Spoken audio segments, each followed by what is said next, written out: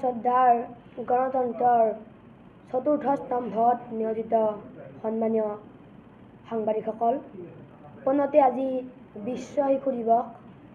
সেইবাবে মই পোনপ্ৰথমতে সকলো শিশুলৈ বিশ্ব শিশু দিৱসৰ আন্তৰিক কৃতজ্ঞতা জ্ঞাপন কৰিলোঁ। আজিৰ এই বিশেষ দিনটোত মই বজালী জিলাৰ এদিনৰ আৰক্ষী অধীক্ষক হোৱা সুযোগটো দিয়াৰ বাবে অসম চৰকাৰৰ মাননীয় মুখ্যমন্ত্ৰী ডক্টৰ হিমন্ত বিশ্ব শৰ্মা ছাৰৰ লগতে অসম পুলিচৰ DGP সন্মানীয় হৰমিত সিং ছাৰৰ লগতে বজালী জিলাৰ জ্যেষ্ঠ আৰক্ষী অধীক্ষক সুমন চক্ৰৱৰ্তী ছাৰৰ লগতে বজালী জিলাৰ অতিৰিক্ত আৰক্ষী অধীক্ষক ত্ৰিনয়ন ভূঞা ছাৰকে আদি কৰি বজালী আৰক্ষী অধীক্ষক কাৰ্যালয়ৰ সমূহ পৰিয়ালবৰ্গক আন্তৰিক কৃতজ্ঞতা জ্ঞাপন কৰিছোঁ। মোৰ সৰুৰে পৰাই আৰক্ষী অধীক্ষক হোৱাৰ মন, সপোনটো পূৰণ কৰিব পাৰিম নে নোৱাৰিম নাজানো, কিন্তু মনে প্ৰাণে চেষ্টা কৰিম।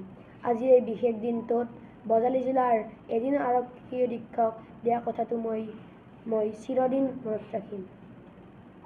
মোৰ জন্মক্ষণৰ লগত দেশ সেৱাৰ ভাৱ জড়িত হৈ আছে, কাৰণ মোৰ জন্ম 15 আগষ্টত। আশা কৰোঁ ঈশ্বৰে মোক এই ক্ষেত্ৰত আশীৰ্বাদ প্ৰদান কৰিব। বৰ্তমান অসমত শিশু অধিকাৰ সপ্তাহ চলি আছে। শিশুসকল ধৰণীৰ সম্পদ, গতিকে শিশুসকলৰ ভৱিষ্যত উজ্জ্বল কৰাৰ ক্ষেত্ৰত প্ৰতিগৰাকী অভিভাৱকে এক বিশেষ ভূমিকা লোৱাটো উচিত। বিশেষকৈ বাল্য বিবাহ, শিশু শ্ৰমিক, শিশু সৰবৰাহ আদি ক্ষেত্ৰত ৰোধ কৰাৰ ক্ষেত্ৰত চৰকাৰৰ প্ৰশাসনৰ লগতে প্ৰতিগৰাকী অভিভাৱকৰো এক বিশেষ দায়িত্ব থাকে। আশা কৰোঁ অনাগত দিনত ই সমূলি নোহোৱা হয়। ধন্যবাদ। তেখেতৰ নাম নিবিৰ নেচন বড়ো, আপোনালোকে গম পাইছে। তেখেত আমাৰ এদিনৰ বাবে আজি জ্যেষ্ঠ আৰক্ষী অধীক্ষক। তেখেতৰ মন আছিলে সৰুৰ পৰা আৰু আৰক্ষীৰ পোচাকযোৰ পিন্ধাৰ, লগতে জ্যেষ্ঠ আৰক্ষী অধীক্ষক হিচাপে কাৰ্যনিৰ্বাহ কৰি ডিষ্ট্ৰিক্টখনৰ আৰু ৰাইজৰ সেৱা কৰাৰ, আৰু এই সূত্ৰে তেওঁ মাননীয় অসমৰ মুখ্যমন্ত্ৰী মহোদয়ক যোগাযোগ কৰিছিলে, অনুৰোধ কৰিছিলে, আৰু সেই সূত্ৰে আমাৰ DGP অফিচৰ দ্বাৰা মাননীয় DGP মহাশয়ৰ পৰামৰ্শ মতে আজিৰ দিনটোত তেওঁক এই সুযোগ দিয়া হৈছে। আৰু এইখিনিতে উল্লেখযোগ্য যে আজি বিশ্ব শিশু দিৱস, ৱৰ্ল্ড চিলড্ৰেন ডে, আৰু আমি 14 নৱেম্বৰৰ পৰা 20 নৱেম্বৰ তাৰিখলৈকে চাইল্ড ৰাইটছ উইক হিচাপে শিশুৰ অধিকাৰ সপ্তাহ হিচাপে পালন কৰোঁ। গতিকে ইয়াৰ লগত সংগতি ৰাখি পেলাই আজি এটা শুভ ক্ষণত মই ক'ব বিচাৰিম যে এই বিশেষ পদক্ষেপটো লোৱা হৈছে। আৰু মই আশা কৰোঁ যে এই আজিৰ দিনটোত তেওঁৰ অভিজ্ঞতা বা আজিৰ দিনটোৰ যি মেমৰিজখিনি থাকিব, সেইখিনিয়ে তেওঁৰ ভৱিষ্যত জীৱনত অনুপ্ৰাণিত কৰিব।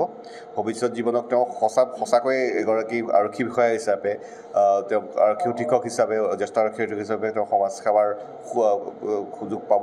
আৰু লগতে তেওঁৰ দৰে যি অন্য শিশুসমূহ আছে, সেই শিশুসমূহো যাতে আপোনালোকৰ জৰিয়তে যি ভিজুৱেলছ দেখা পাব বা এনেকুৱা হেৰি দেখা পাব, তাৰতে হয়তো অনুপ্ৰাণিত হৈ পেলাই আৰু বহুত আৰক্ষী সেৱাৰ বাবে ওলাই আহিব, আৰু তাৰ দ্বাৰা আমাৰ সমাজক আৰু অসম মাতৃক সেৱাৰ বাবে ওলাই আহিব। নাই, তেনেকুৱা নহয়, যিহেতু তেখেতে স্পেচিয়েলি অনুৰোধ কৰিছিলে CM ছাৰক, আৰু তাৰপিছত DGP মহাশয়ৰ পৰামৰ্শ মতে আমাৰ ইয়াতে কৰা হৈছে।